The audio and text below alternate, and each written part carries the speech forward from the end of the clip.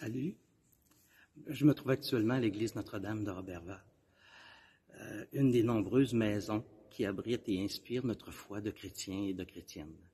Je suis au pied de la crèche, qui représente le lieu de la naissance de Jésus, cet enfant parmi tant d'autres au départ, mais qui saura se démarquer d'une différence exceptionnelle.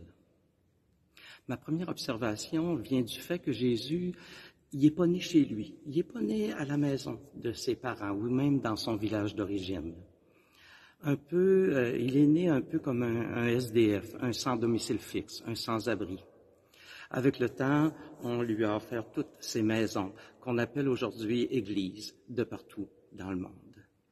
Pourquoi?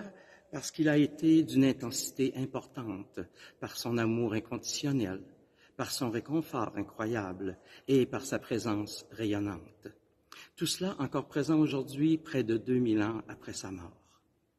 On lui a donc donné une place de choix dans nos églises et dans nos maisons, mais je ne suis pas certain que c'était cela que lui, il désirait. Tu sais, quand une personne qu'on aimait nous quitte, sa présence nous manque, mais on peut la laisser vivre encore bien longtemps autrement par les valeurs que cette personne nous a inspirées, nous a laissées. Ces valeurs se transmettent de génération en génération, mais si nous ne les transmettons pas nous-mêmes, elles finissent par être oubliées.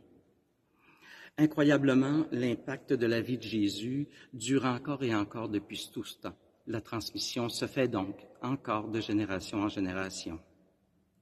Est-ce parce qu'il y a beaucoup d'églises pour nous le rappeler? Est-ce que Jésus y trouve réellement sa place? Sinon, où est donc cet enfant si spécial? Cet enfant raconté dans les Écritures et qui persiste à nous aimer malgré tout. Eh bien, le soir de Noël, on le verra certainement apparaître dans toutes les nombreuses crèches de par le monde entier. Mais déjà, on peut le voir autrement, par celui qui vous parle actuellement, par toi qui m'écoutes en ce moment, par ceux et celles qui te côtoient chaque jour, ta famille, tes proches, tes amis, tes collègues de travail, ou par un sans-abri, ou même un bien nanti.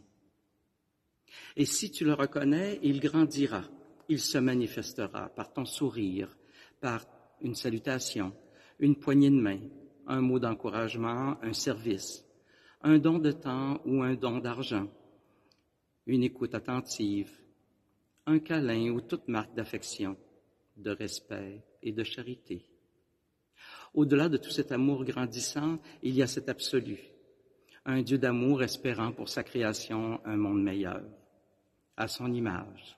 Tu es libre de le laisser installer en toi et de le faire rayonner. Sache seulement que si tu acceptes, son reflet te comblera. Joyeux Noël à toi et à celui qui est là.